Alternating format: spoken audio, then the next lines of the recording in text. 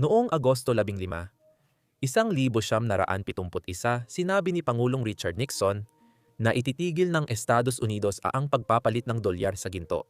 Naging batay lamang sa paniniwala ang pandaigdigang reserbang medium ng palitan, kaya sa susunod na 5 taon, higit 3 beses tumaas ang presyo ng ginto na pangunahing taguan ng halaga noon. Kung gagamitin ang parehong pamantayan, ang dolyar ng Amerika ay nabawasan ng mahigit 2/3 ang halaga.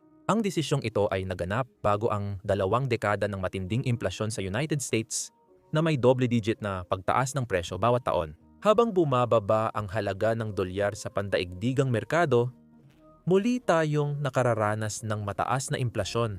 Kaya tila makatuwiran lamang na tanungin natin ang ating sarili, pagkakamali ba ang pag-alis sa gold standard? Maraming ekonomista at tagapamahala ng pananalapi ang nagsasabing ito ang simula ng pagwawakas ng lakas ekonomiya ng Amerika.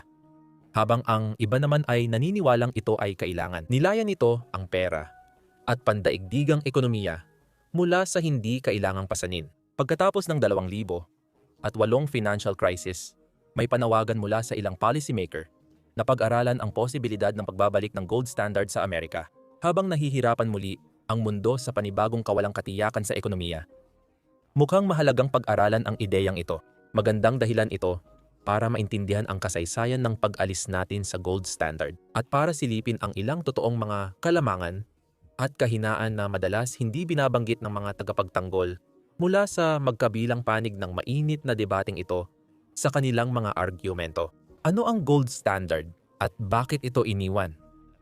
Ano ang mga benepisyo at kahinaan nito? Makakatulong ba ang pagbabalik sa gold standard para maresolba ang mga suliraning pang-ekonomiya ngayon?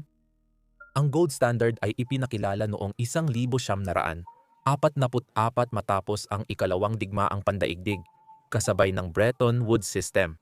Ang Bretton Woods Agreement ay sistemang pinansyal na nilikha para mapadali ang ugnayang pananalapi ng Estados Unidos at mga bagong kaalyado nito. Nagpalit ito ng pera ng mga bansa sa tiyak na halaga ng dolyar ng United States at ang dolyar ay maaring ipalit sa takdang halaga ng ginto.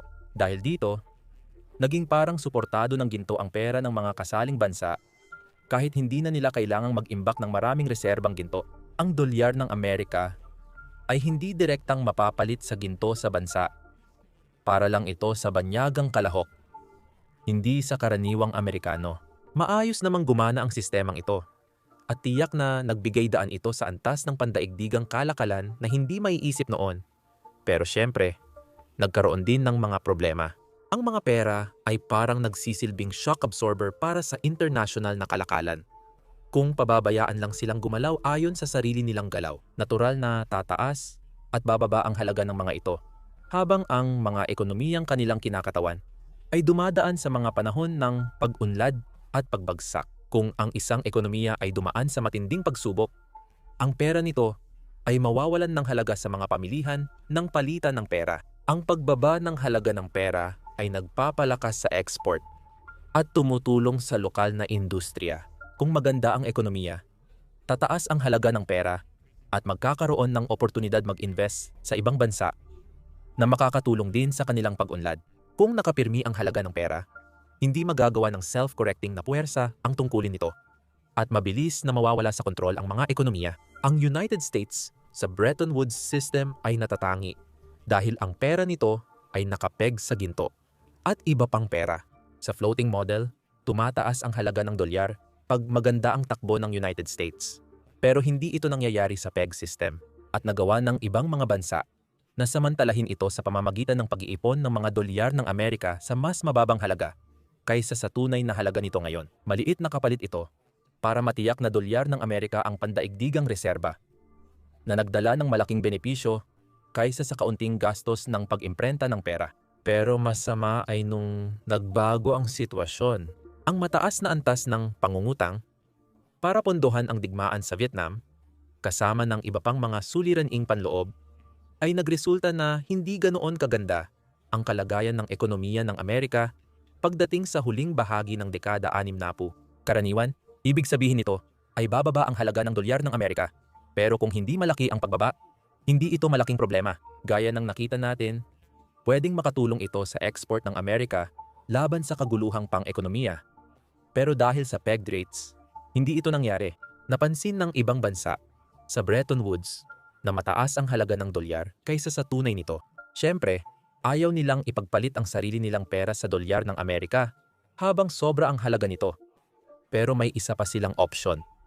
Maaari nilang ipagpalit ang kanilang medyo sobra ring halaga na reserbang Amerikano para sa pisikal na ginto. Maraming bansa, lalo na ang Pranses, ay mas madalas ipinalit ang kanilang dolyar ng Amerika sa ginto na nagdulot ng dalawang malaking problema. Ang una ay nabawasan ang impluwensyang pang-ekonomiya ng Amerika. Kung ginto ang gamit ng tao kaysa dolyar, nawawala ang benepisyo ng kontrol sa pangunahing pandaigdigang panukalang palitan.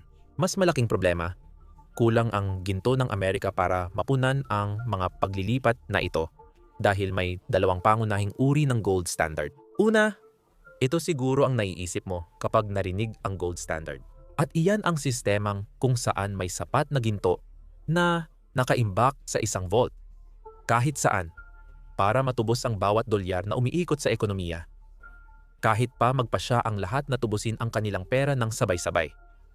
Madalas itong tinatawag na Full Reserve Standard o SPICE Standard. Ang mga sistemang ito ay umiral noon, ngunit sa mga simpleng ekonomiya lang. Ang makabagong gold standard ay fractional reserve. Ibig sabihin, bahagi lang ng ginto ang nakaimbak kumpara sa lahat ng dolyar na umiiral. Ang teorya ay kung alam ng tao na pwedeng ipalit ang dolyar sa ginto, malamang ay hindi nila ito gagawin dahil mabigat at mahirap dalhin ang ginto. At mahirap din itong itago ng maayos.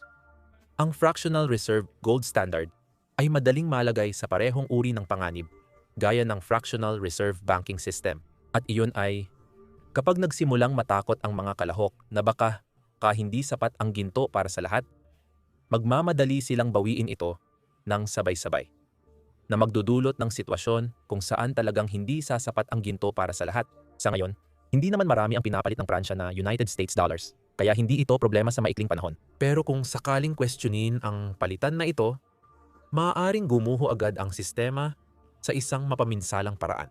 Kaya nagdesisyon sila ng maagap na suspindihin ang pagpapalit ng dolyar sa ginto. Ang pansamantalang suspension na ito ay tuluyang naging pag-alis ng gold standard. Kaya, pagkakamali ba ito?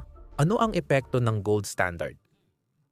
Mali na sabihing ito ay luma ng relikya dahil marami itong pwedeng maitulong kung gagamitin ng tama sa ilang sitwasyon.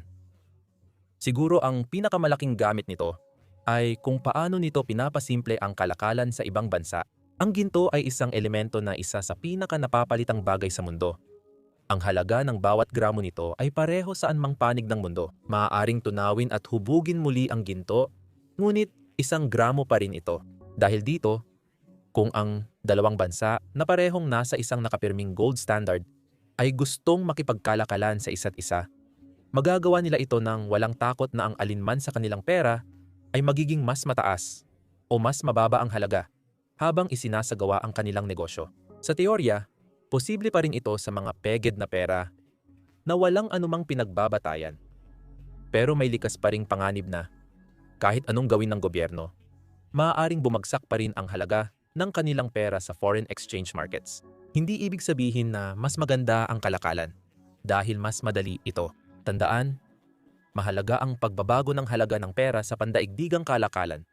Pero sa individual na antas, mas maginhawa kung hindi na ito problema. Malaking benepisyo ng gold standard ay napipigilan nito ang karamihan ng financial repression. Ang financial repression ay kapag ang mga nag-iipon ay tumatanggap ng interes na mas mababa kaysa implasyon na hindi dapat ipagkamali sa economic depressions. Dalawang paraan para dito. Mataas ang implasyon o mababa ang interes. Parang pamilyar, di ba? Ang matinding financial repression ay nagdudulot ng paglilipat ng yaman mula sa nag-iipon papunta sa umutang. Kung ang buong ipon mo ay nasa bank account, na kumikita lang ng 3% interes, siguradong hindi ka matutuwa. Lalo na kung ang halaga ng dolyar ay mahati sa loob ng susunod na 5 taon. Ang kapitbahay mo naman, nakakakuha lang ng malaking utang para bumili ng bahay. Siguradong matutuwa. Dahil ang tunay na halaga ng kanilang utang sa bahay ay mahahati rin sa loob ng parehong panahon. Alam ng regular na nanonood ng channel na ito na ang di matinding inflation ay hindi laging masama. Ang Fed at karamihan sa mga reserve banks sa mundo ay nagtatakda ng katamtamang inflation para mahikayat ang mga tao na gumastos at hindi lang itago ang pera nila. Malinaw na masama ang sobrang inflation. Pinipigilan din ng gold standard ang mga gobyerno at central banks na gamitin ang financial repression para sa sariling interes. Ang may-ari ng mortgage na nagkataong nakinabang sa mataas na inflation at mababang interest rates ay isang masuwerte lang na kalahok. Pwede ring mangutang ang mga gobyerno at sila ang may kontrol sa financial repression. Madaling tuksuhin ang mga gobyerno na taasan ang inflation para lumiit ang utang at gumanda ang pananalapi. Sa ganitong paraan, nagiging parang di nakikitang buwis ito sa mga taong responsable na nag-iipon ng pera na ayon sa mga sumusuporta sa gold standard ay hindi dapat nangyayari. Kung pera ay suportado ng totoong ginto, hindi ito mangyayari. Maganda lahat ito. Pero ang pangunahing benepisyo ng gold standard ay ang katatagan ng presyo kapag suportado ng ginto ang pera. Pinapahirap nito ang labis na pag-imprenta ng pera na sapat ang taas ng purchasing power para makaapekto sa presyo. Ngayon, medyo totoo ito. Pero sa talagang pangmatagalan lang at kung lahat ng ibang bagay ay pantay-pantay. Ang pag-aakalang pantay-pantay ang lahat ng ibang bagay ay magandang paraan para gumawa ng mga economic model. Pero napakasamang paraan ito para patakbuhin ang isang ekonomiya. Para ipakita ko ang ibig kong sabihin, tingnan natin ang Federal Reserve sa kasalukuyan. Ang pangunahing layunin nito ay ang katatagan ng presyo. Alam mo, yung bagay na dapat automatikong ginagawa ng gold standard, ginagawa nila ito sa pagtaas o pagbaba ng interest rates at pagbili o pagbebenta ng asset sa open market. Sa isang fiat currency system tulad ng ginagamit natin ngayon, walang totoong limitasyon kung paano nito pinapalitan ang mga rate na ito. Maaari nitong gawin ang anumang sa tingin nito ay pinakamainam para mapanatili ang katatagan ng presyo. Palagi ba nitong nagagawa ng tama? Hindi talaga. Pero mas okay ito kaysa alternatibo. Sa gold standard, limitado ang central bank base sa ginto nila. Kung maraming ginto at export ang ekonomiya, lalaki ang supply ng currency na suportado ng ginto. Kaya pwedeng bumaba ang interest rates. Kapag naubos ang ginto at mas mataas ang import kaysa export, mapipilitang itaas ng central bank ang interest rates at higpitan ng pera. Maaaring mangyari ito kahit ano pa ang lagay ng ibang bahagi ng ekonomiya. Mahalaga ang reserba ng ginto. Pero kumpara sa pinagsamang ibang industriya ng ekonomiya, halos wala itong halaga. Ibig sabihin nito, ang mga interest rate ay hindi itinatakda para patatagin ang presyo. Sa halip, itinatakda ito para pamahalaan ang dami ng ginto na hawak ng bangko. Pinakamaganda itong naipakita ni Mateo O'Brien sa artikulo na may dalawang chart ng implasyon sa Amerika. Una, panahon ng gold standard sa Great Depression. Pangalawa, quantitative easing pagkatapos ng Great Recession, 2008. Ang gold standard ang isa sa pangunahing dahilan ng Great Depression. Tiniyak ng sentral na bangko na walang pagtakbo sa ginto bilang kapalit ng pagpapanatili ng presyo at pagpapasigla ng ekonomiya. Samantala, napagtuunan ng Fed ang dalawang iyon matapos ang global financial crisis. Kahit hindi maganda ang lahat, hindi ito kasing sama ng dekada 1930. Pero paano ang mataas na implasyon noong 1970 at 80? Paano ipinaliliwanag ng mga ekonomista ang pagtatapos ng Bretton Woods Gold Standard? Karamihan ay epekto ito ng implasyon na dapat naganap ng mas maaga. Ngunit napigilan ito sa pagtatangkang mapanatili ang gold standard at ang currency pegs noong dekada 1970. Pinalala rin ito ng mababang interest rates at ng isang napakamahal na digmaan na patuloy na nangyayari. Higit sa lahat, ang biglang taas ng presyo ng langis ay nakaapekto hindi lang sa mga Amerikanong consumer, kundi pati sa pagmahal ng bilihin, transportasyon at produksyon. Hindi laging sanhi ang ugnayan. Halos lahat ng ekonomista ay sang-ayon na hindi pag-alis sa gold standard ang sanhi ng mataas na implasyon noong dekada 70 at 80. Kung hindi kayang tiyakin ng gold standard ang price stability at madalas pa itong pinapalala, saan pa nagkakamali ang ginto? Ang gold standard ay posible lang sa ilang bansa dahil hindi pantay ang distribusyon ng ginto sa mundo. Ang China, Amerika, Australia, Ghana at Rusya ang mga pangunahing tagagawa ng ginto. Ang ibang bansa ay umaangkat ng ginto mula sa kanila. Maaari nilang gawin ito sa pamamagitan ng panloloob, na malinaw namang hindi kanais-nais, o kaya naman ay sa pamamagitan ng matinding kalakalan. Ibig sabihin, susubukan ng mga bansa na mag-export ng mas marami hanggat maaari, habang nag-i-import ng kakaunti lang hanggat maaari para magkaroon sila ng netong pagpasok ng ginto na maaari nilang ipunin upang mapanatiling umaandar ang kanilang ekonomiya. Mas katanggap-tanggap ito kaysa sa tubo mula digmaan. Pero malaki pa ring dagok para sa United States na humaharap sa pinakamalaking trade deficit sa kasaysayan. May issue rin sa presyo ng ginto.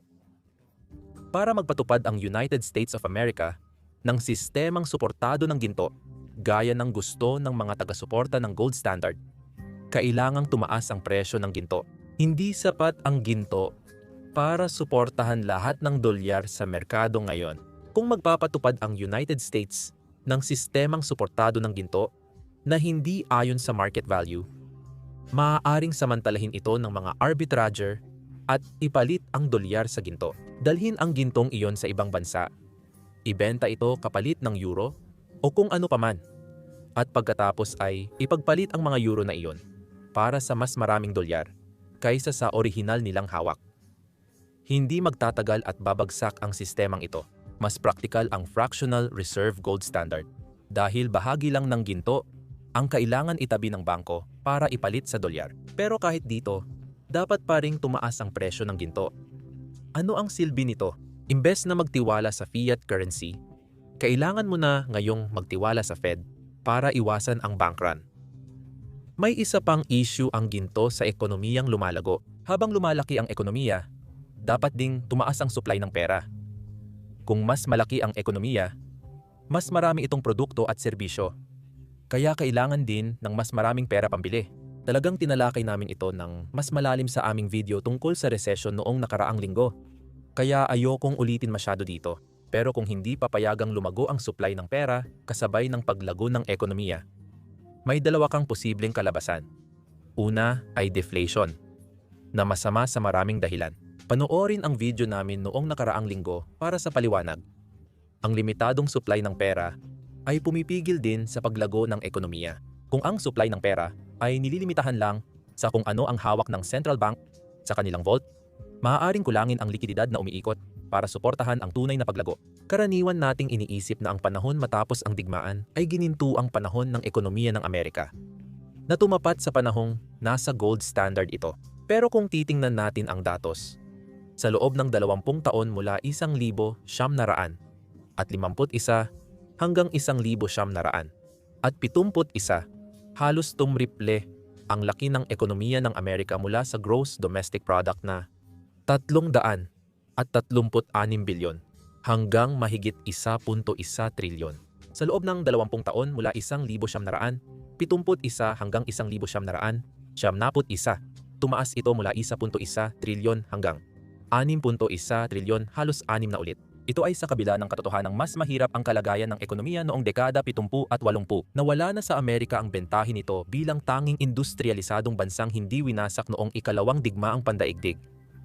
May iba pa bang salik na nag-ambag sa paglago? Oo, pero karamihan doon ay tulad ng unlimited na free trade, malayang patakaran sa pananalapi at inflasyon. Dahil doon, nahikayat ang mga tao na gamitin ang pera nila para makatulong sa ekonomiya, na hindi mangyayari kung wala iyon. Sa pamantayang ginto, sa wakas, narito ang pinakamalaking problema sa pamantayang ginto, na hindi naman talaga nito nakakamit ang iniisip ng mga tao na nakakamit nito. Gusto ng mga tao na may pinagbabatayan ang halaga ng pera nila, di tulad ngayon na nakabase lang sa tiwala. Pero ano ang nagbibigay ng halaga sa ginto? Oo, may kakaunting gamit ang ginto sa industriya at maganda ito. Pero sa totoo lang, halaga nito ay dahil lang sa paniniwala ng tao. Wala itong halaga kung mawala ang paniniwalang iyon. Isa itong mabigat, maputlang metal. Ang gold standard sa ekonomiya ay parang bisikletang may training wheels. Oo, pwede ka nitong protektahan sa sobrang katangahan. Hindi mo makikita ang sumasali sa Tour de France na may training wheels, gaya ng hindi mo makikita ang modernong pandaigdigang ekonomiya. Ang negosyo na suportado ng ginto ay parang training wheels. Hindi nito kayang protektahan tayo sa lahat at alinman sa mga safety measure na ito ay hindi magandang alternatibo sa kakayahang magmaniobra ng bisikleta o ng ekonomiya ng maayos. Kung magawa mo ito ng maayos, ang safety measure ay wala ring magagawa kundi hadlangan at pabagalin ka.